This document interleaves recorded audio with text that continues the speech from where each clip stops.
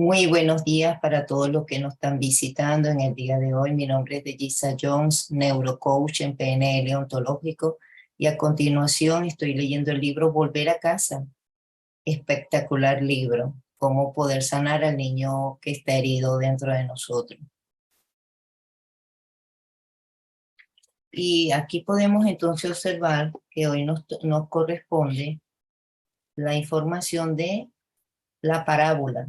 En esta parte de la parábola es importante nosotros observar que vamos a tener una, hay una revolución donde se está entendiendo dentro del niño interior que está herido, pero vamos a ver en esta pequeña parábola una información que nos va a encantar. Veamos. Érase una vez un hombre que se llamaba Rudy. Llevó una vida penosa, trágica, y murió satisfecho y se fue a un sitio oscuro. En este caso, el señor de las tinieblas, viendo a Rudy, que era un niño adulto, pensó que podía añadir oscuridad dándole la oportunidad de volver a vivir otra vez y para que regresara a donde estaba. Como sabes, el señor de las tinieblas tenía la misión de continuar en la oscuridad. Recordemos que esto es una parábola. Sigamos, incluso de hacerla más oscura para que pudiera él no ver la luz, pero quería que él se devolviera de donde venía. Dijo a Rudy que no le caía la menor duda de que cometía exactamente las mismas faltas otra vez y que iba a sufrir la misma tragedia de nuevo. Luego le dio una semana de plazo para poder decidirse. Rudy pensó mucho sobre ello. Era evidente que el señor de las tinieblas le estaba embaucando. Por supuesto, cometía las mismas faltas porque se vería privado de los recuerdos de lo que había pasado en su vida anterior, toda su niñez. Sin ellos recuerdos no había una forma de evitar sus errores. Cuando al final se presentó ante el Señor, rehusó la oferta. El señor de las tinieblas había un secreto del niño interior y lo sabía, que estaba herido, y permaneció intangible ante el rechazo de Rudy. Le dijo que aunque era contrario a las reglas, le permitiría recordar todo acerca de su vida pasada. El señor sabía que incluso con tales memorias, Rudy todavía cometería los mismos errores. Tendría que volver a sufrir la penosa eh, la penosa tragedia de cuando era pequeño. En este caso, Rudy decidió quedarse ahí y no regresar de donde venía. Primera parte. El problema del niño herido.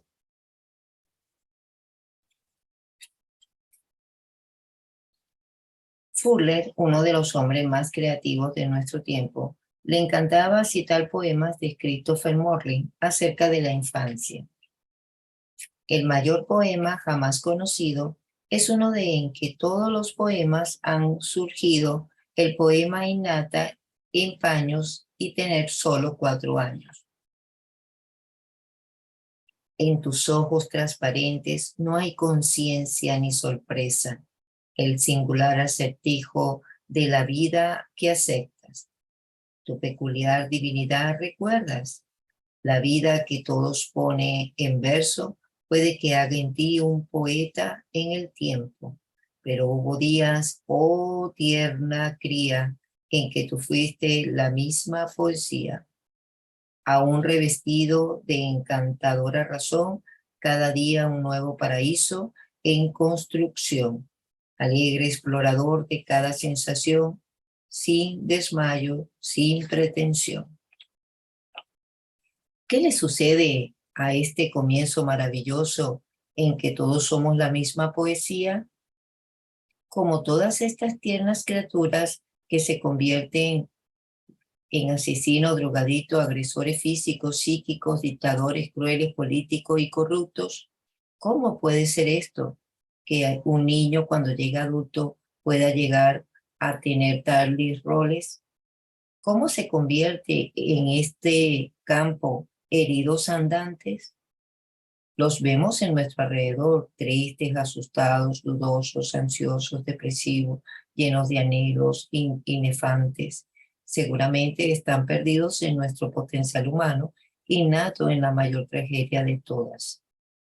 Cuanto más sepamos acerca de cómo perdimos nuestra curiosidad, espontaneidad y nuestra creatividad, más fácil nos será encontrar formas de recuperarla. Podremos ser capaces incluso de hacer algo para evitar que esto suceda a nuestros hijos en el futuro.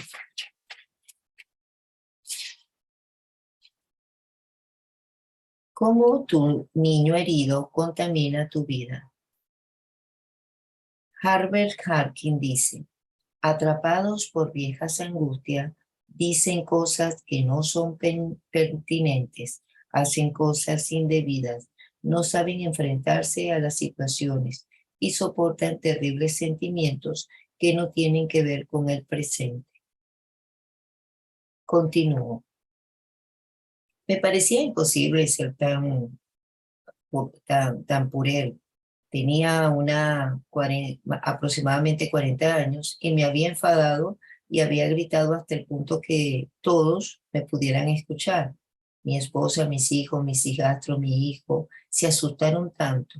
Luego cogí el coche, me marché de allí. Estaba en un motel a mitad de nuestras vacaciones en la isla del Padre.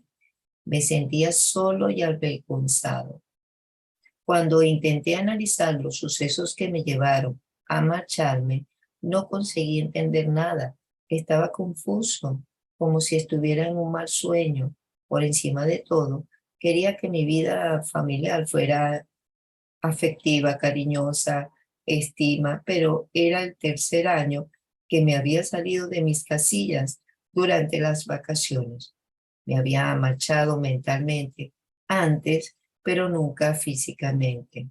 Era como si me estuviera volviendo loco. Dios, me odiaba a mí mismo. ¿Qué me pasaba?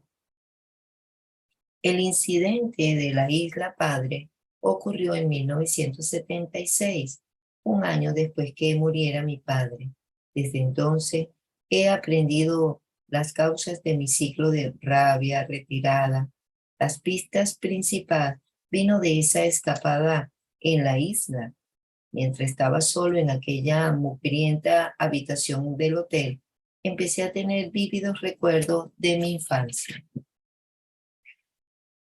Recordaba un día de Navidad cuando 11 años más o menos, me contenía en una habitación con las mantas cubriéndome la cabeza, negándome a hablar con mi padre. Quería castigarlo por haber arruinado nuestras Navidades. No podía, en este caso, expresar mi enfado verbalmente porque me había enseñado que hacer eso era pecado mortal y más mortal todavía si se trataba de los padres. Mi enfado empezó a aumentar y agarrar mojo dentro de mi alma y lo guardé como un perro hambriento en el sótano. Se volvió voraz y rabioso dentro de mí. La mayor parte del tiempo estaba guardado celosamente. Era un buen tipo, era el mejor padre del mundo, hasta que no podía soportarlo más y me volvía Iván el Terrible. Perdón, Iván el Terrible. Llegué a la conclusión de que esos comportamientos durante las vacaciones eran regresiones espontáneas. Cuando estaba furioso y abandonaba a mi familia como castigo, estaba regresando a mi infancia, donde me había tragado mi rabia, la había expresado de la única forma que podía un niño, castigando con la retirada.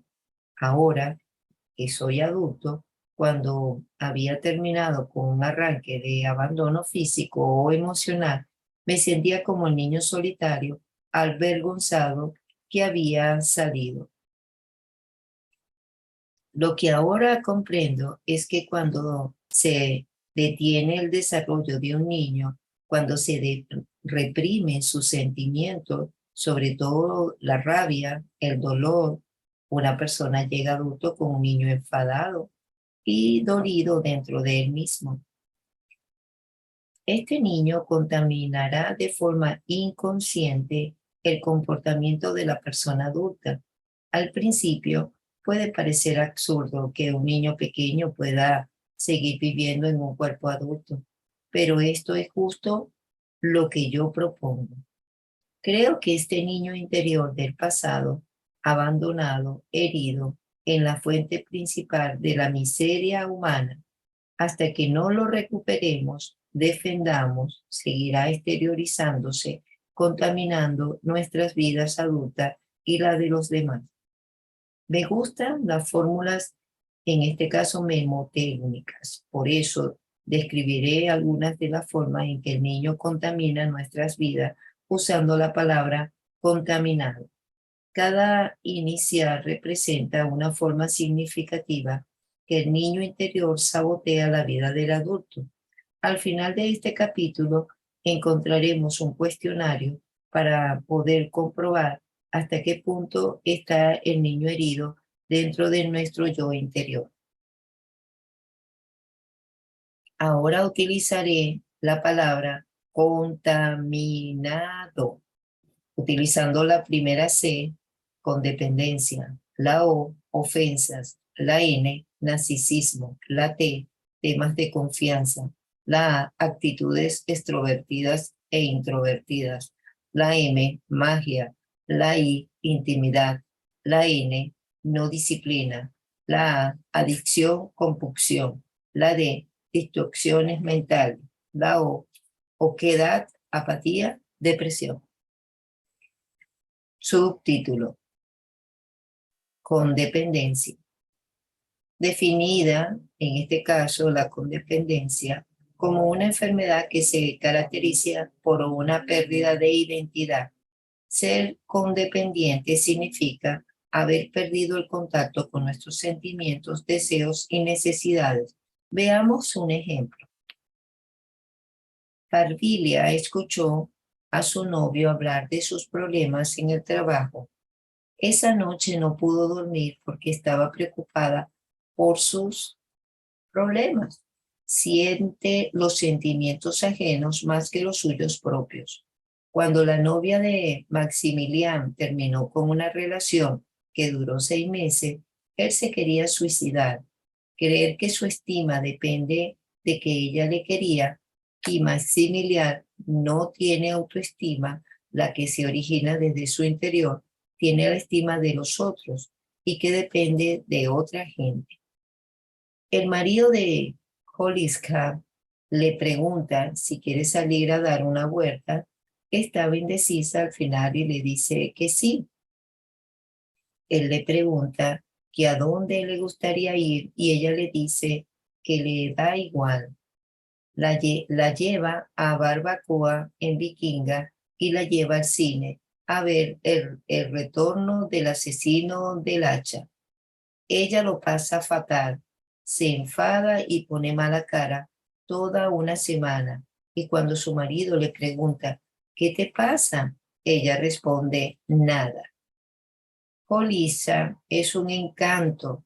Todo en el mundo comenta lo simpática que es. En realidad, solo pretende ser simpática. Está actuando todo el rato. Para Yolija, ser simpática es una falsa identidad. No se da cuenta de lo que realmente quiere o necesita. Ignora su propia identidad. Jacobi, que tiene 52 años, vino a pedir consejo porque había tenido una aventura durante 2 meses con su secretaria, que tenía 26 años. Me decía que no sabía cómo le había llegado a este paso, no sabía. Jacobi, en su vulnerable hermano de su iglesia, y también es una persona respetable de un comité de defensa de la moral. Dirigió la lucha contra la pornografía en la ciudad estatal. En realidad ha hecho un voto religioso que no tiene ningún contacto con su instinto sexual.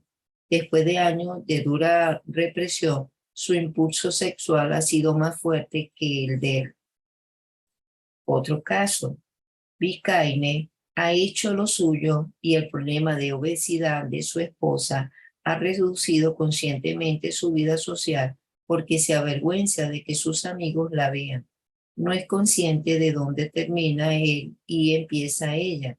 Piensa que juzgarán su hombría por la apariencia de su mujer. También su socio, Vigelio, tiene un amante a la que controla el peso periódicamente para asegurarse de que no engorde. En otro caso de pérdida de identidad de ambos, cree que su identidad depende del peso de su amante. Ofelia ha pedido a su marido que le compre un Mercedes-Benz. También insiste en seguir siendo y también yendo al Club de Riviera, en este caso del country. Están muy endeudados ellos y viven dependientes del día de la paga. Se pasan la vida burlando a los acreedores, derrochan una energía increíble para dar una imagen de ricos de clase alta. Ofelia cree que su autoestima depende de mantener la imagen adecuada.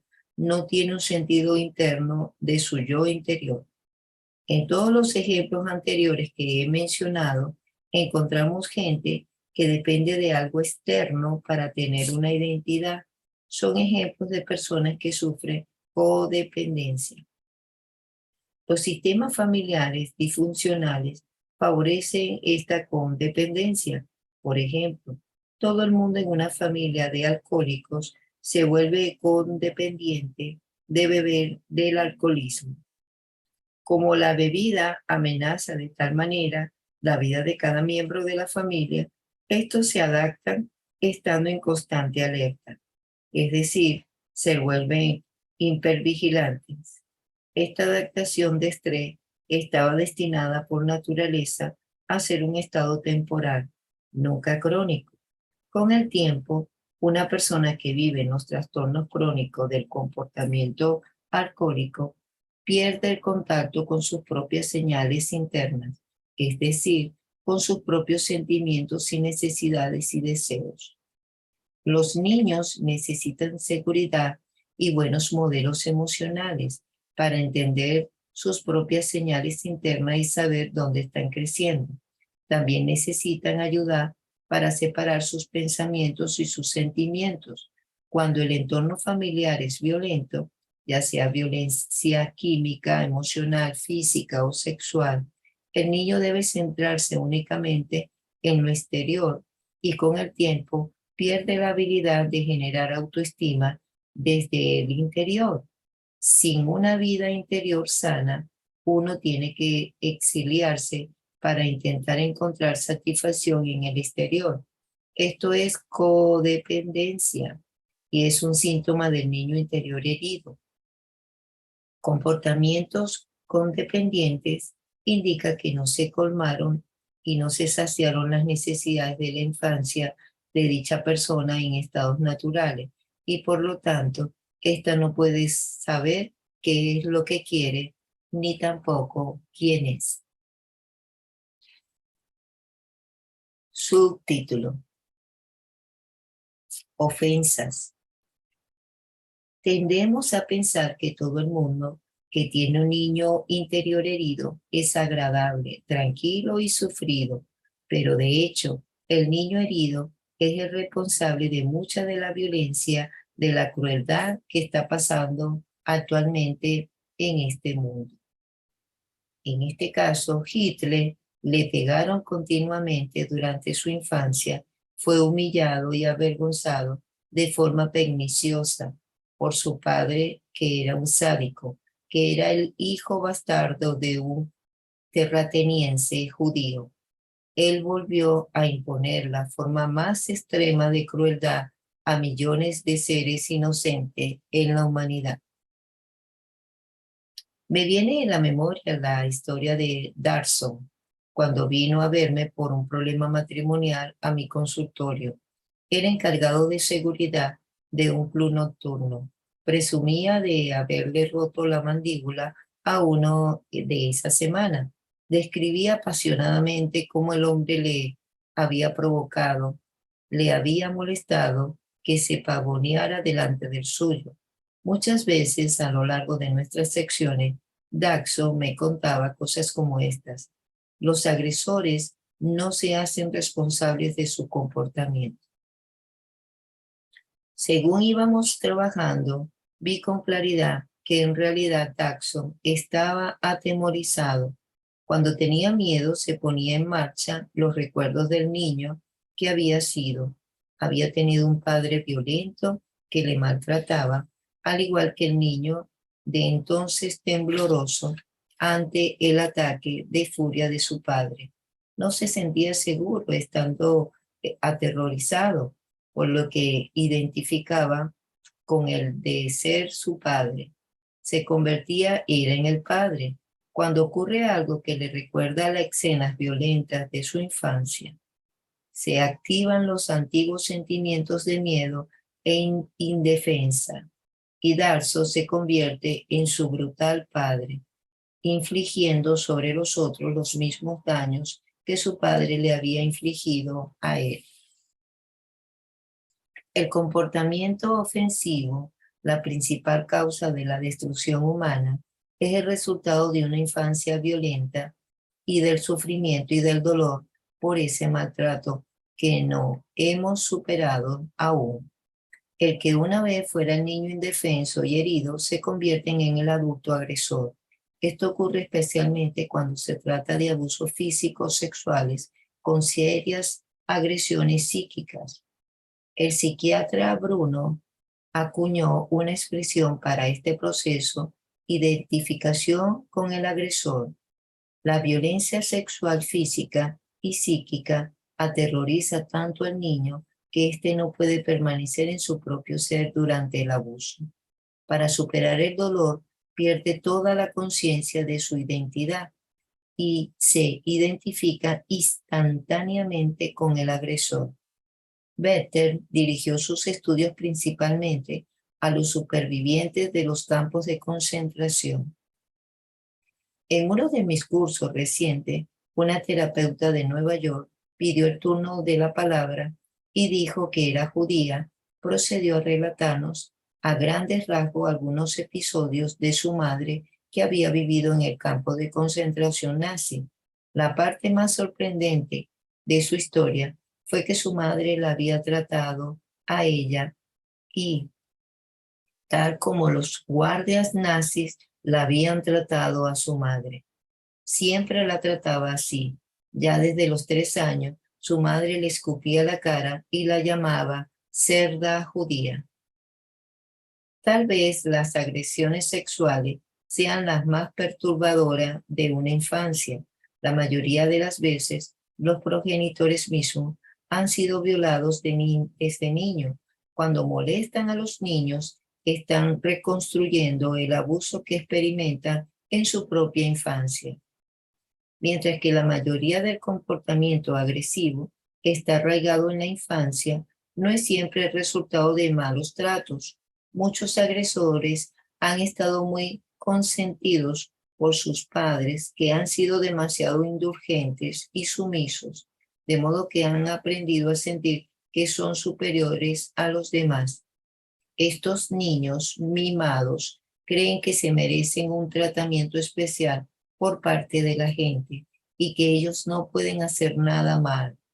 Pierden todo el sentido de la responsabilidad y piensan que la culpa de sus problemas es siempre el de los otros. Bueno, buenísimo, hasta aquí. Voy a dejarlo aquí hasta donde está el subtítulo para continuar mañana. Y en este caso, recordemos que el libro es de John Brasman, es un afanado terapeuta, psicólogo, promotor de la salud psicológica. Descubrió que aquellas personas que durante la infancia no pueden satisfacer sus necesidades emocionales acaban convertidas en adultos perturbados y limitados por los efectos de los propios. El autor motiva por su propio proceso de sanación que fue ayudado para cuando se graduó a muchas personas y también emprendió una larga y fructífera investigación que culminó en la creación de un método terapéutico revolucionario para recuperar al niño interior. A lo largo de más de 2 décadas, varias generaciones de pacientes han aplicado en sus vidas dichos métodos de este psicólogo y avanzan no solo a la profundidad del camino realizando sus curaciones, sino también de poder tener la motivación, la creatividad que puedan haber y las heridas ya sanadas del pasado. Nos vemos mañana, que pasen un día maravilloso. Hasta mañana.